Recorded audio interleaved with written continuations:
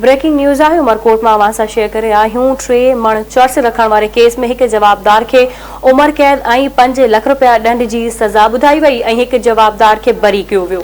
Session court 3 मण cheers रखण जो ॾोह साबित थियण ते जवाबदार रिज़वान गिशकोरी के 25 साल कैद और 5 लाख रुपया दंड की सजा ॿुधाई।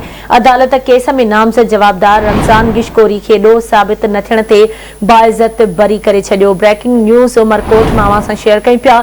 3 मण चर्स रखण वारे केस में एक जवाबदार के उम्र कैद और 5 लाख रुपया दंड की सजा ॿुधाई वई। एक जवाबदार बरी थी वियो। सेशन कोर्ट 3 मण चर्स रखण जो ॾोह साबित थियण ते जवाबदार रिज़वान गिशकोरी के 25 साल कैद और 5 लाख रुपया दंड की सजा ॿुधाई। जॾहिं त अदालत केस में नामज़द जवाबदार रमज़ान गिशकोरी के ॾोह साबित न थियण ते बाइज़्ज़त बरी करे छॾियो।